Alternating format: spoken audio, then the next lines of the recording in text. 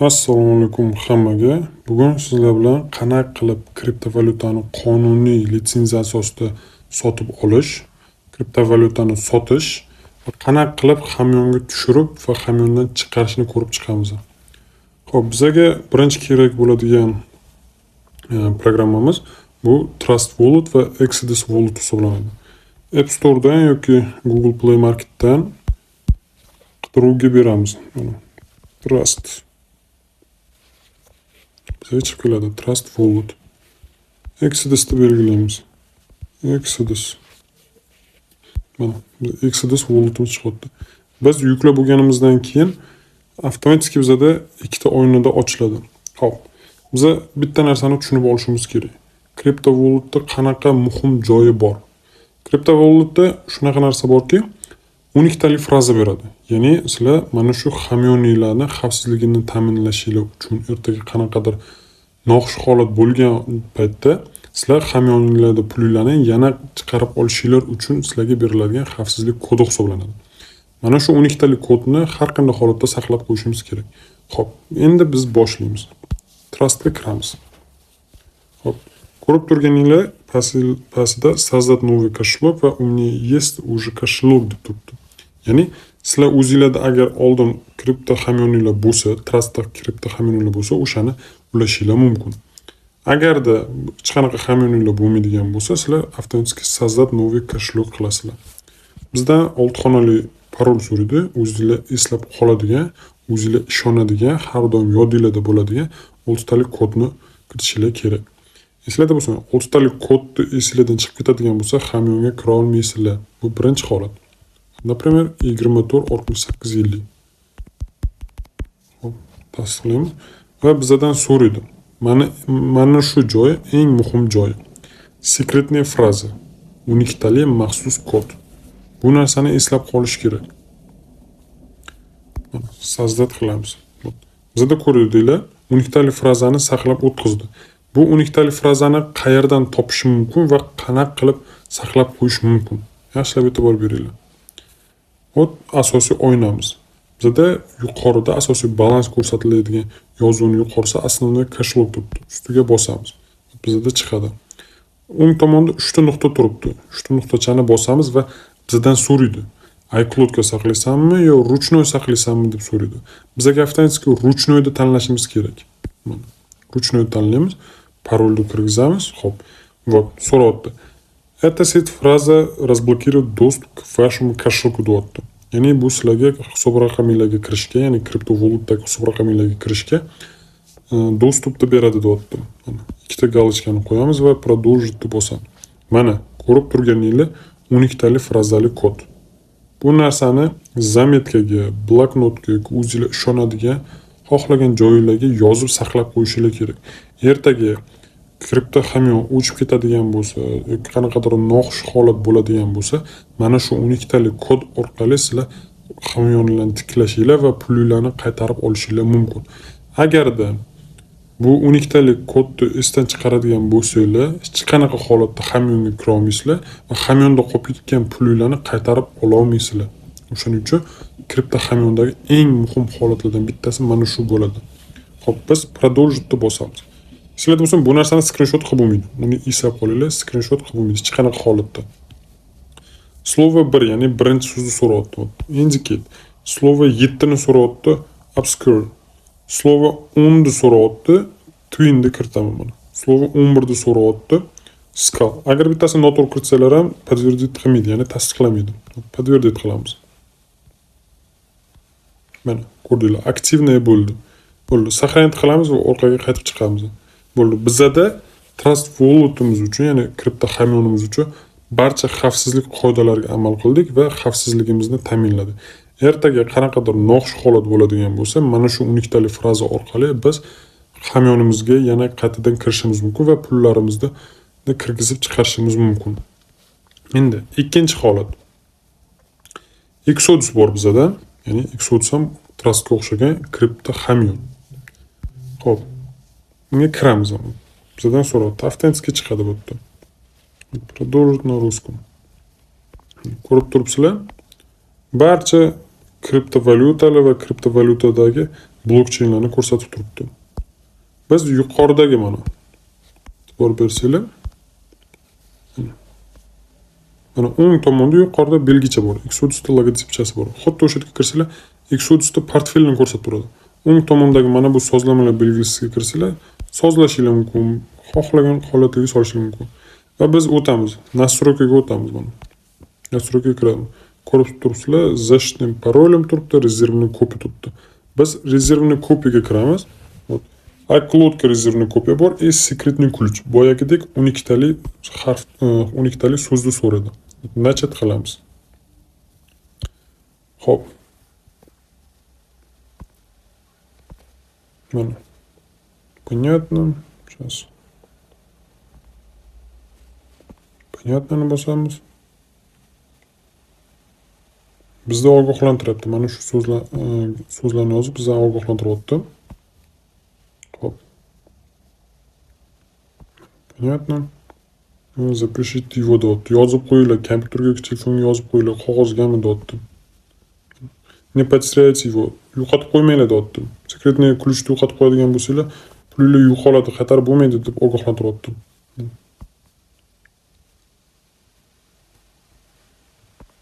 Hop, mana. Ekranda zapis qilayotganim uchun o'chir deyapti.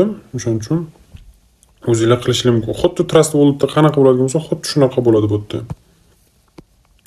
Endi biz yana Trust Wallet'ga qaytamiz. Xo'p, bizga qaysi kriptovalyutalar kerak? Xo'p, birinchi o'rinda USDT kerak bo'ladi, ikkinchi o'rinda USDC kerak bo'ladi.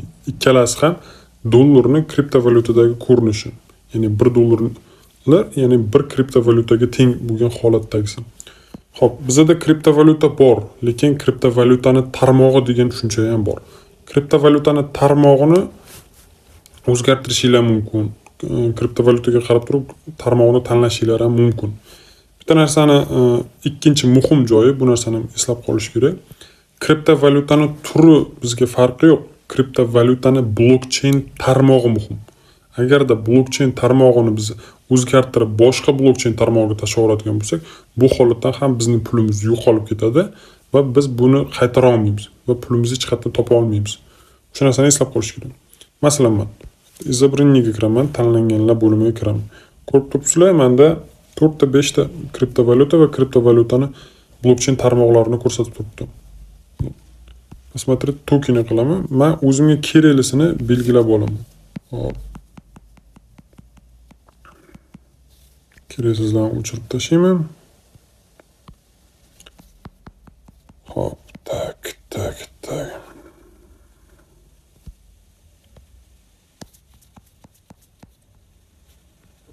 Hop, mana. Ko'rib turibsizlar, menda faqatgina USDC qoldi. Endi men o'zimga kerakli USDT va o'zimga kerakli USDC kriptovalyutasini belgilab qo'yaman. USDT. USDTni ko'rib turibsizlar, 20 da pastda 20 ta turi bor bu yerda. Bizga kerak faqatgina Tron versiyasi kerak, ya'ni Tron blokcheyndagi kerak. Xo'p. Va Ethereum blokcheyndagi kerak. Mana Ethereum, ikkalasini birga qo'ydik. BIP20 blokchain tarmog'i kerak bo'ladi. Ikkinchi kriptovalyutamiz USDC.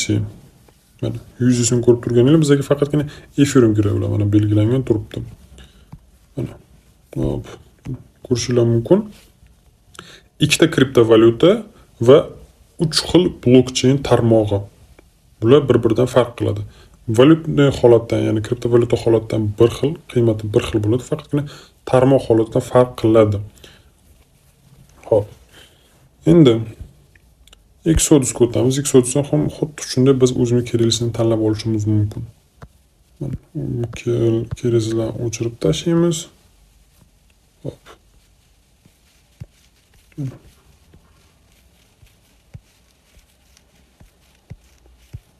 Hammasini o'chirib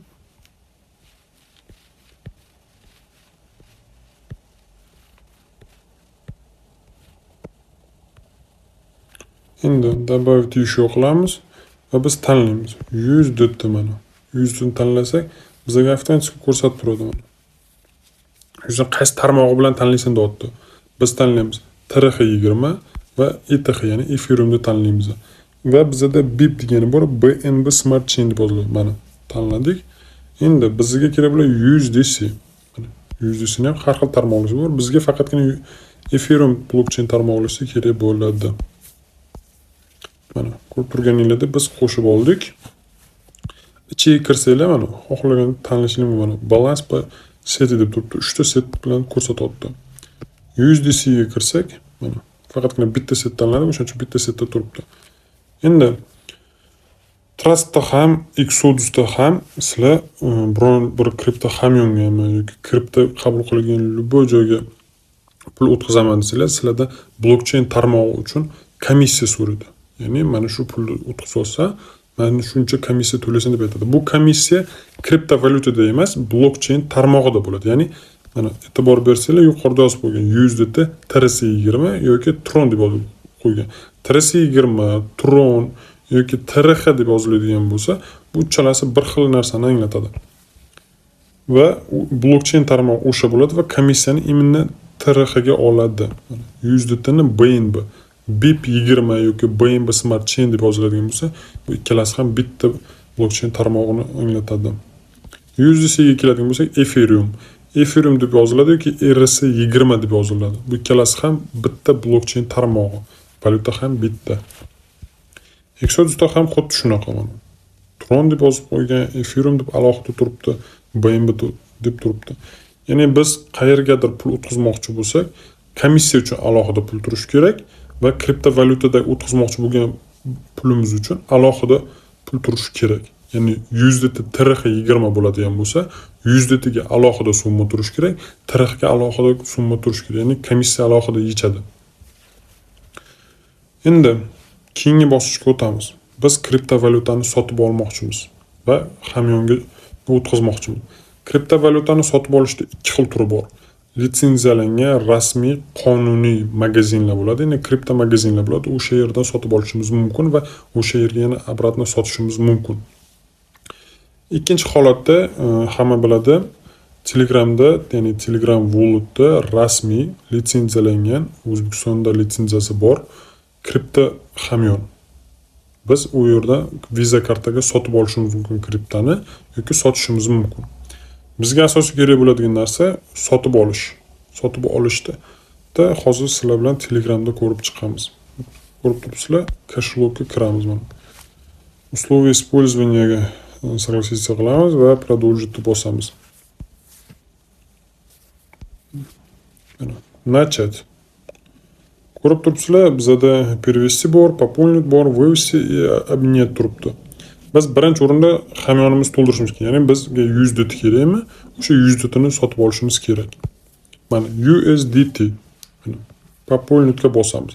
Ko'rib turibsizlar, metod покупки для УЗС, ya'ni O'zbekiston so'miga so'rayapti va biz bankskiy kartani tanlaymiz.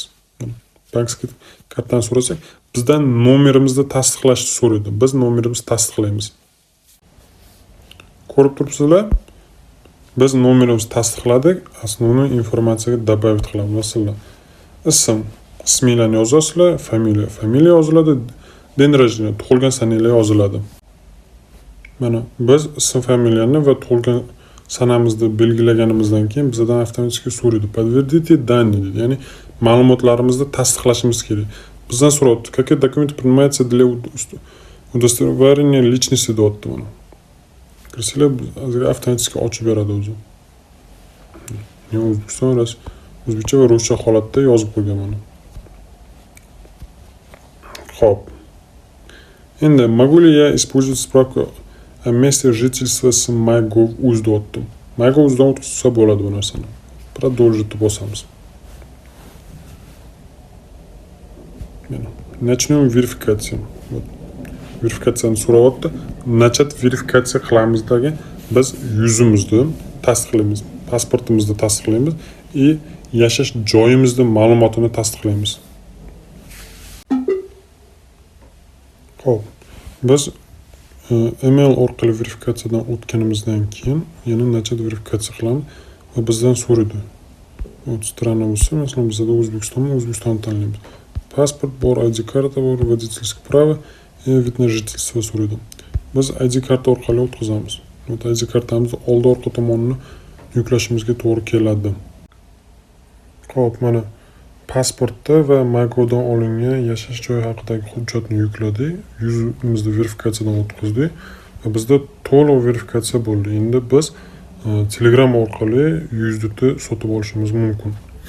Xo'p, bizda ko'rib turganinglardek перевести, пополнить, вывести, обменять turibdi. Bizga keraklisi пополнить. Ya'ni biz kriptovalyuta sotib olishimiz kerak. Пополнить bosamiz, bizdan so'raydi. Metodi покупка для USDC deb so'raydi. Bizga USDC kerak или USD kerak. Ya'ni biz summaviy kartaga sotib olishimiz mumkin yoki valyutni USD karta bilan sotib olishimiz mumkin. Biz USDCni tanlaymiz va bankskiy kartani ustiga bosamiz. Bizdan so'raydi, ya'ni пользовательское соглашениeni belgilashimiz so'raydi mana. Belgiladik va o'tdik. Ko'rib turganinglar qaytadan kiramiz. Пополнить, bankskiy karta va dollarni belgilaymiz. Ya'ni USDC bo'ladi. Xo'p, ko'rib turganinglar bizga qancha kripto kerak, ya'ni USDT qancha kerak, o'shani o'zimizga belgilaymiz.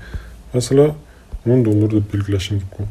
Nimaga $10 belgilab ko'rsatyapman? Telegramdan eng sotib olish minimum $1, maksimum $9700 adashmasam. Trust va Exodus cashlocklarida pulni o'tkazish примерно $15, minimalkasi $15 bo'ladi. Biz где-то $20 belgilaymiz va $20 sotib olamiz. Bu 247 ming so'mni tashkil qiladi. Kupit 20 USDT. Bizdan so'raydi, Asterum orqali so'raydi. Biz karta ma'lumotlarimizni kirgizamiz. Xo'p, ko'rib turganinglardek biz USDT ni sotib olishimiz mumkin. Ya'ni biz qanaqa valyutada? Dollar, ya'ni dollarda sotib olishimiz mumkin. Biz minimalka $20 deb ko'rsatyapmiz hozir. Kripto orqali, ya'ni Telegramdagi cashlock orqali kripto sotib olish minimum $1, maksimum $9700. Adashmasam 9700 edi. Trust orqali va Exodus kripto cashlocklari orqali pulni jo'natish esa minimum $10 yo $15 edi. Endi biz $20 sotib olamiz. Bizda saytga o'tkazadi. Ya'ni bizdan so'raydi. Humo karta, Visa karta yo Mastercard so'raydi. Biz yozib chiqamiz. Mana ko'rib turganinglardek biz O'zbekiston kartasi orqali, Visa karta orqali $20 USDT sotib oldik. Ya'ni shunchaki biz ma'lumotlarimizni kiritdik, shunchaki tasdiqladik va bizga USDT berdi. Ko'rib turganinglardek $20. Xo'p, endi bu $20 da biz Trust Walletga tashlashni o'rganamiz va Exodusga ham tashlashni o'rganamiz.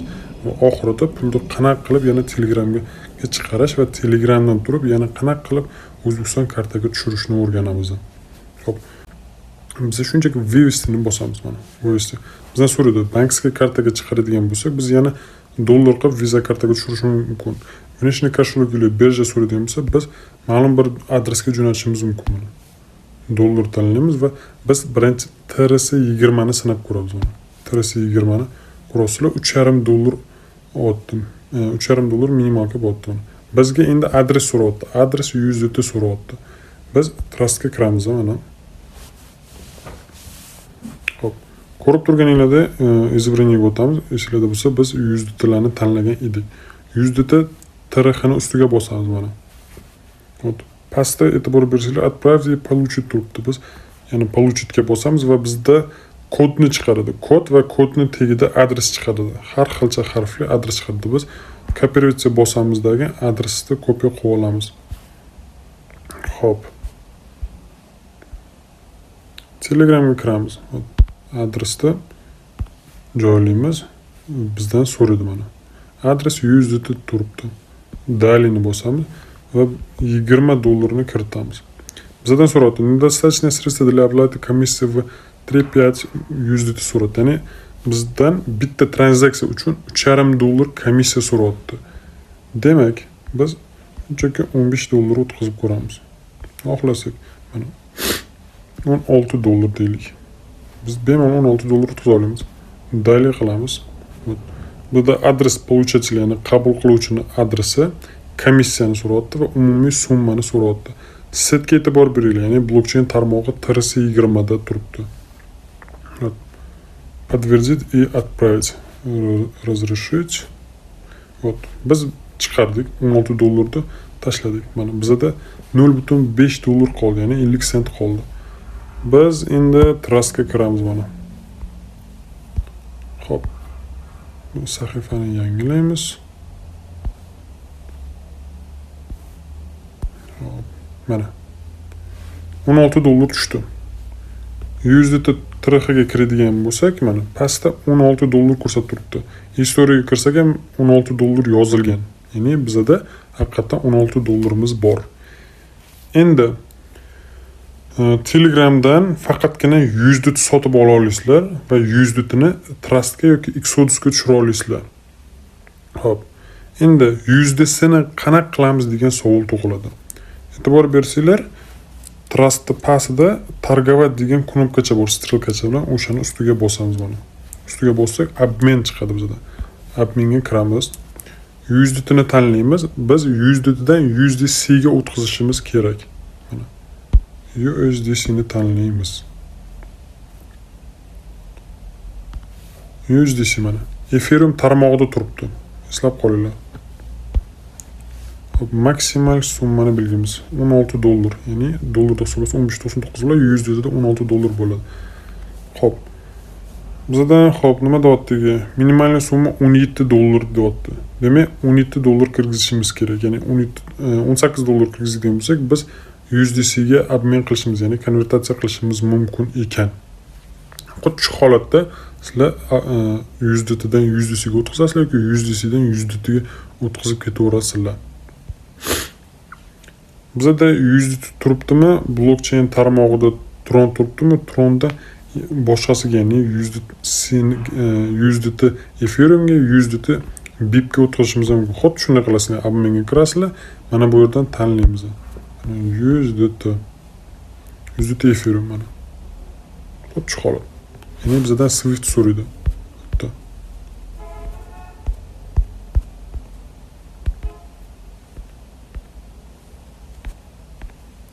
Tak. Mana so'raydigan bo'lsa, biz Swift CVFT Bridger deydi bu narsani, ya'ni ko'prik orqali sizlar pullarni boshqa kriptovalyutaga o'tkazish mumkin. Nomi bir xil bo'lishi kerak. Kriptovalyutaning nomi bir xil bo'ladigan bo'lsa, komissiya olmaydi. Ya'ni komissiya oladi, juda ham kam oladi. Mana e'tibor berayotgan bo'lsanglar, komissiya 0.112 USDT turibdi. $0.11 degani. Demak, bemalol o'tkazish mumkin. Agar biz USDTdan USDC ga o'tkazadigan bo'lsak, komissiya kattaroq bo'ladi va bizda minimal summa bo'ladi. Продолжить bosamiz. Mana. Ministr TRX. Ya'ni bizda komissiya uchun boya aytganimda, komissiya uchun alohida bo'lish kerak dedim mana. Bizda endi komissiya so'radi. Xo'p, komissiyani alohida tanlaymiz. Masalan, mana TRX ga o'tamiz. TRX ni tanlaymiz. Ya'ni biz $16 emas, odatda $1 tanlaymiz. Boya bizda komissiya kichikroq so'raganda. Minimum $13 ekan. Demak, $13 da o'tkazsak, biz yana USDT Ethereum ga o'tkazishimiz mumkin ekan. Xullas, bizda kerak bo'ladi. Birinchi o'rinda Tron kerak bo'ladi. Mana Tronni qo'shib qo'yamiz. Tron. Вот. Tronni qo'shib qo'yamiz. Hop, Tronni qo'shdik. Blokchainimiz uchun Ethereumni qo'shamiz. Hop, Ethereum qo'shildi va BIP, ya'ni BNB Smart Chain'ni qo'shamiz. BNB. Mana. Barchasini qo'shdik.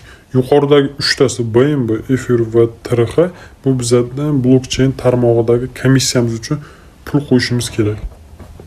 Pastdagi USDT Tron, USDT BNB, USDC Ethereum, USDT Ethereumlar bizning kriptovalyutamiz va kriptovalyutamizda alohida blockchainlari. Endi bizda USDT TRX turibdimi? O'sha narsani Exodusga o'tkazishimiz kerak. Exodusga kiramiz. Tether USDT turadi. Mana Tether USDT. Balans pa seti deb tanlaymizdagi TRXni belgilaymiz. Eslardan chiqarmanglar. Pulni qanaqa blockchain tarmog'ida o'tkazadigan bo'lsalar, qabul qilayotgan shaxsda ham yoki qabul qilinadigan joyda ham bir xil blokchain tarmog'i bo'lishi kerak. Menda hozir Trustda TRX tarmog'i turibdimi? TRX blokchain tarmog'i turibdimi? Demak, men Exodusga ham TRX tarmog'ida qabul qilishim kerak. Получить turibdi pastda. Получit'da bosaman, TRX turibdi mana. TRXni tanlayman. Ruxsat beraman va mana QR-kod ko'rsatyapti. QR-kod tagida adres turibdi. Adresni kopiya qilib olaman va o'taman. 100 detda ustiga bosaman, TRXni ustiga bossam, pastda отправить bor. Отправit'ga bosib, Exodus'dagi adresni pastga qo'yaman va maksimal summani belgilayman. Ya'ni qancha kerak bo'lsa o'shancha o'tkazishim mumkin. Prosta kichkina summa bo'lgani uchun maksimalni belgiladim.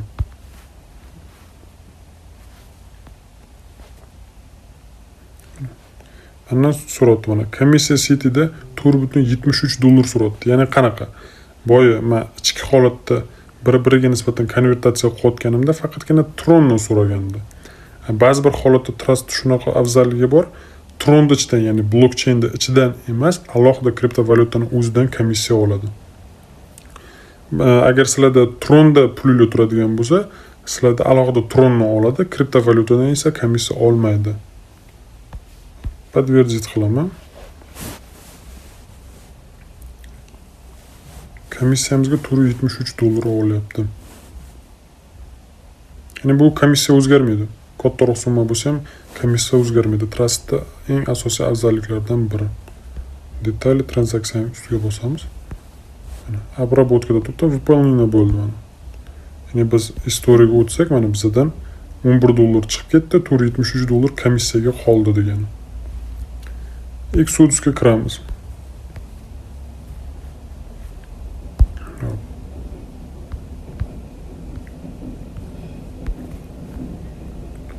Exodus. Обновить сеть qilamiz. Mana ko'rib turibsizlar, 11.200 deb tushdi bizga.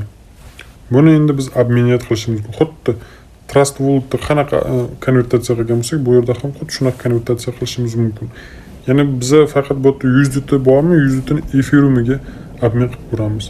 Komissiya 0.5% deyapti. Sinab ko'ramiz. Mana USDT Tron'ni USDT Ethereum blokchainiga обмен qilamiz. Mana 11.23.92 deyapti. Ya'ni biz $10.79 bilan $10.7 USDTni qabul qilishimiz mumkin ekan. Yo'q, bizdan pastda so'rayapti. Ya'ni minimum 14 ta Troning bo'lsa, обмен qila olasan deyapti. Demak, bizga alohida Tron kerak ekan. Biz alohida Tron sotib olishimiz kerak yoki Tron o'tkazishimiz kerak. Xo'p, endi обменятga kiramiz. Bizda alohida Tron yo'q. Ya'ni mana bunaqa qilamiz. Ya'ni qanaqa mana pastga e'tibor berayotgan bo'lsangiz hozir. Mana teaser ustiga kiraman. Pastdagi обменять knopkasini bosaman va yana Tron'ni belgilayman. Tron'ni belgilasam, menda boya qancha so'radi? 15 so'radimi? 15 Tron'da 50 bo'lar ekan. $5 qilsam 15 bo'ladi. Yana menga yozib chiqyapti. Minimalniy объем deyapti. $7 deyapti.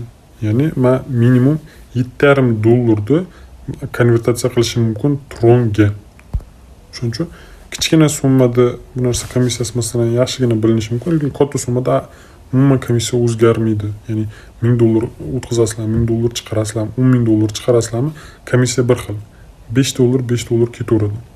O'shaning uchun sizlar qaysi kriptovalyutada pul o'tkazmoqchi bo'lsangiz yoki pul chiqarmoqchi bo'lsangiz, aynan blokchain tarmog'ida alohida komissiya uchun pul bo'lishi kerak. Обмен qilsam, USDCga обмен qilsam ham bo'ladi. 16 qilsam $15 bilan tushadi. Va menda balansim kichkina bo'lgani uchun men обмен qila olmayman. Ya'ni menga sal kattaroq balans kerak.